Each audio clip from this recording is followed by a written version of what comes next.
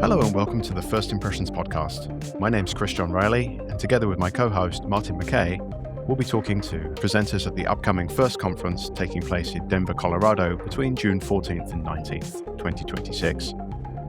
We look forward to seeing you at the conference, and now we join our interview in progress.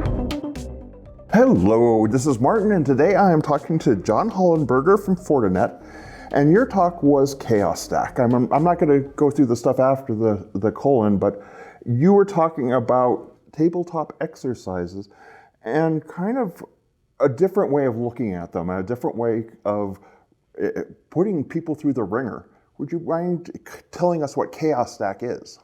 Yeah, sure. So ChaosStack tabletop exercises, essentially it's just another way to look at a tabletop exercise.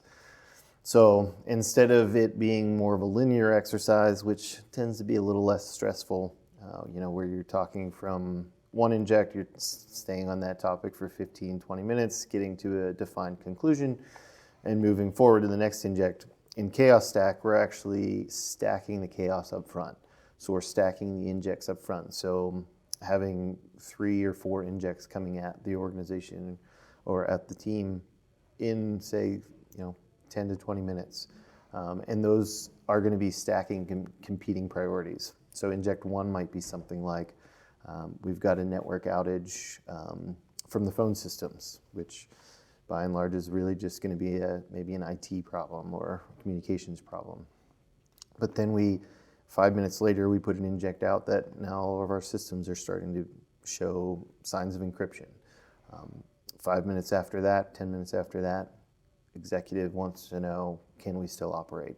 So we're bringing those injects forward early on as opposed to spreading them out. That way it adds that stress to the scenario, adds that more realistic feel to it, where we have a lot of information coming at us at once. So in what we're looking at is in a normal tabletop exercise, we may have one major issue that's coming, and there will be aspects of that coming along through the rest of the conversation, the rest of the exercise. Correct. But in what you're explaining, it's like really front-loading everything into that and just creating a lot of chaos, and obviously by the title, but also that stress on the people involved. Is the real goal there is to just simulate the stress that they would feel in a real-world environment? Yeah, the primary goal really is to get that stress going for the organization so that the team can learn how to manage that stress. And we can learn how the team works together while under that stressful scenario, as opposed to learning that during a real crisis. So we can actually see how the team works under pressure. Now, do you keep adding additional layers throughout the whole exercise, or are you kind of getting that front loading going and then letting them catch up? Yeah, so yes, the second. So really front loading every 5 to 10 minutes, having 3 to 4 injects. So, minute 5 is inject, or minute 0 is inject 1, 5 to 10 minutes later is inject 2, 5 to 10 minutes later is inject 3, maybe inject 4 after that, but then letting the team talk through and discuss the scenario. So the pressure really is up front. We're overwhelming them a bit. We're overwhelming the mind with lots of information, lots of decisions need to be made. And the team really just needs to prioritize how they're going to handle that after all that chaos up front. And what does the team get out of this? What do the people who are actually going through the exercise get out of doing it so differently? Yeah, so a few things. First and foremost, teamwork and learning to work together under pressure. Depending on the organization, they may not have been through a cybersecurity incident before, which if that's the case, they're lucky. They're the lucky ones. But we need to know how the team's going to work under pressure and how each person's going to react. Everyone responds to stress a little bit differently, so this allows us to really learn about each other and build relationship first and foremost.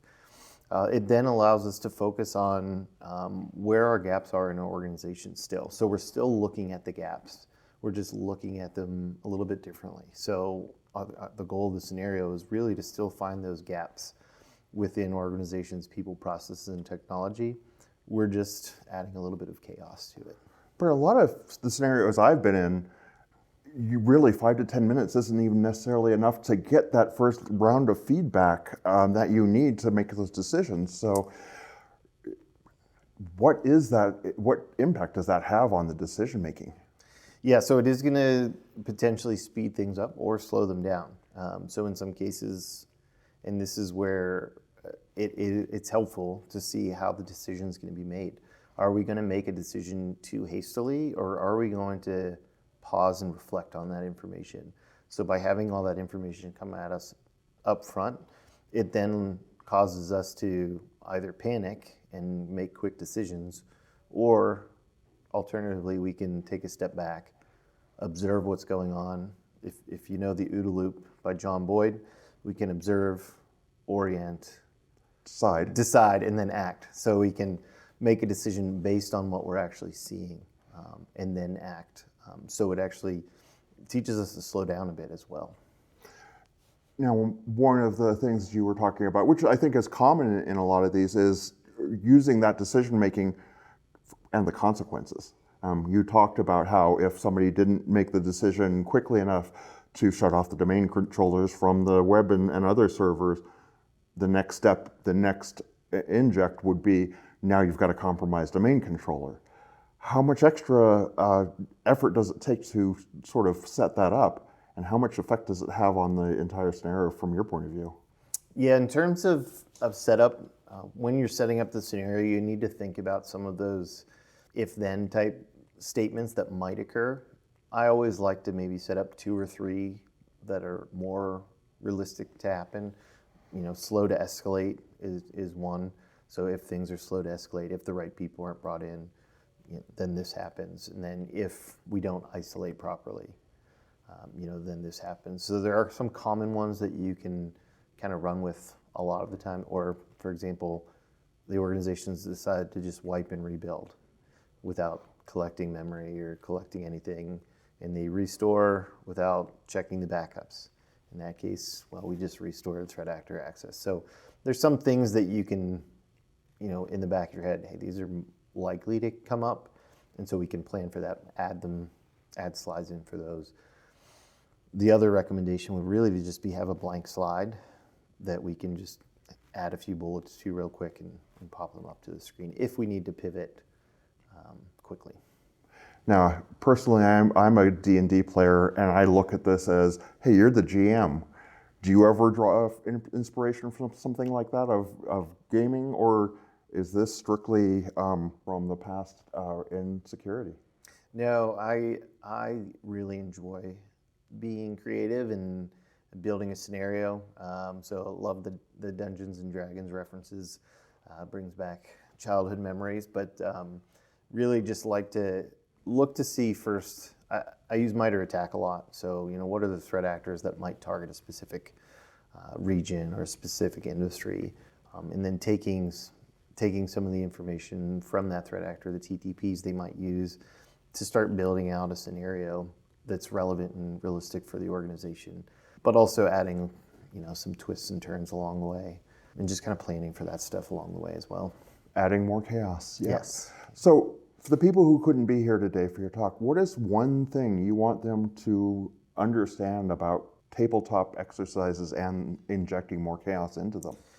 We need to prepare our teams to decide and really act under pressure. Some of the areas I feel like that we're failing as instructors, as teachers, is not necessarily being as realistic as we could be during these scenarios.